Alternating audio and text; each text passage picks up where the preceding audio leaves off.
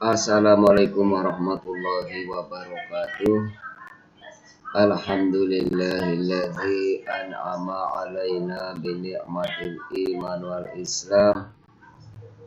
Asyhadu an la ilaha illallah wahdahu la syarikalah wa asyhadu anna Muhammadan abduhu wa rasuluh la nabiyya ba'dah. Allahumma sholli wa sallim wa barik ala sayyidina Muhammad wa ala alihi wa ashabihi ajmain, amma ba'd.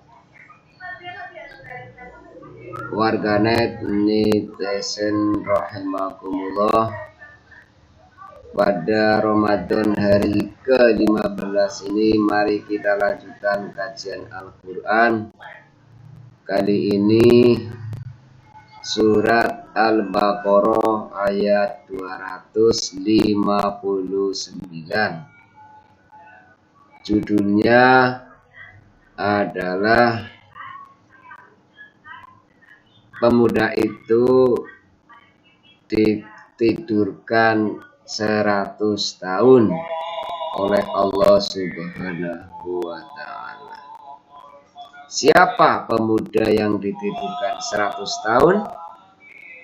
Dalam Al-Quran surat Al-Baqarah ayat 259 disebutkan bahwa ketika Uzair sedang berjalan-jalan melintasi sebuah kota yang sudah runtuh, kemudian dia berpikir bagaimana Allah akan membangkitkan dan membangun kembali kota yang sudah runtuh ini.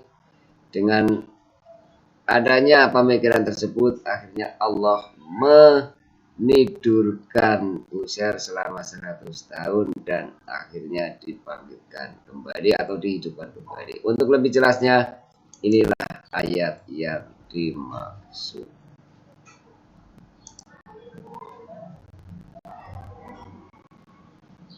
Jadi dalam Al-Quran surat Al-Baqarah ayat 259,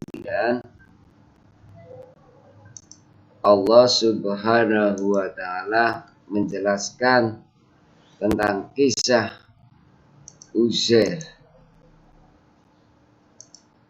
Kisah yang sangat terkenal sehingga segolongan kaum Yahudi mengatakan bahwa Uzair ibnullah, Uzair adalah anak Allah karena punya kelebihan tidur 100 tahun.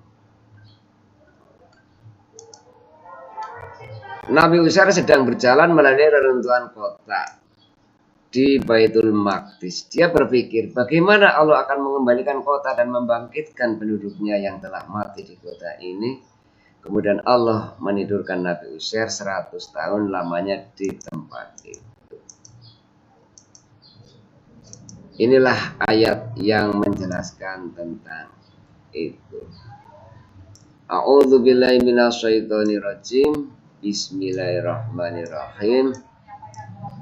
Au kalladzi marra ala qaryati wa hiya khawiyatun ala urusiha qala anna yuhyi hadhillahu ba'da mautiha fa amatahullahu mi'ata am thumma ba'athahu qala kam labista qala labistu yauman aw ba'da yaum qala bal labista mi'ata am fandur illa tu'amika wa syarabika lam yatasannah wandur ila himarika walinaj'alaka ayatan linnas wandur ila al-'idhami kaifa nunshizuha thumma naksuha lahman falamma tabayyana lahu qala a'lamu annallaha ala kulli syai'in qadir. Artinya dari ayat tersebut sudah gamblang dijelaskan tentang kisah Uzair. Atau seperti yang seperti orang yang melewati suatu negeri yang bangunan-bangunannya telah roboh hingga menutupi reruntuhan atap-atapnya. Dia berkata, bagaimana Allah menghidupkan kembali negeri ini setelah hancur? Lalu Allah mematikannya orang itu selama 100 tahun. Kemudian membangkitkannya, menghidupkannya kembali. Dan Allah bertanya, berapa lama engkau tinggal di sini? Dia orang itu menjawab, aku tinggal di sini sehari atau setengah hari. Allah berfirman, tidak, engkau telah tinggal 100 tahun. Lihatlah makanan dan minumanmu yang belum berubah, tetapi lihatlah keledaimu yang telah menjadi tulang belulang. Dan agar kami jadikan engkau tanda kekuasaan kami bagi manusia. Lihatlah tulang belulang keledai itu, bagaimana kami menyusunya kembali. Kemudian kami membalutnya dengan daging, maka ketika telah nyata baginya, dia pun berkata, saya mengetahui bahwa Allah Maha Kuasa atas segala sesuatu. Dari ayat tersebut dijelaskan bahwa Uzair waktu itu ragu tentang kekuasaan Allah, bahwa Allah bisa membangkitkan kembali semua tulang belulang, baik hewan, manusia maupun makhluk yang lain yang telah berpuluh tahun bahkan beratus tahun mati, bisa dibangkitkan kembali seperti sedia kala. Waktu itu Uzair sedang berjalan-jalan melewati sebuah kota dengan naik keledai dan kemudian tertidur, dan dalam tidurnya yang 100 tahun itulah tinggal tulang belulang. Kemudian Allah membangkitkan kembali Uzair seperti sebelumnya.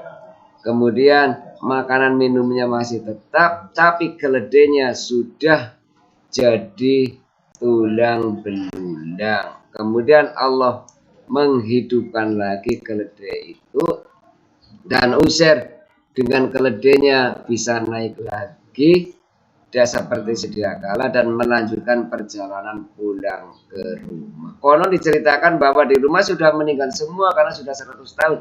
Tinggal keponakannya yang masih hidup, itu saja sudah nenek-nenek dan masih mengetahui tanda-tanda Uzair. Akhirnya diberitakan bahwa Uzair telah kembali ke kampung selama 100 tahun hilang. Itulah sebuah kisah yang ada dalam Al-Quran yang merupakan simbol atau merupakan gambaran atau merupakan realita bahwa Allah bisa membangkitkan makhluk yang telah sekian lama mati. Karena itu tiada yang tidak mungkin bagi Allah. Nothing impossible to Allah Ta'ala. Tiada yang tidak mungkin karena Allah adalah Maha Kuasa atas segala sesuatu. Karena itulah ketika kita mengalami sesuatu yang di luar akal, maka Allah akan mampu mengatasinya. Seberat apapun cobaan kita, pasti Allah bisa memberi solusi.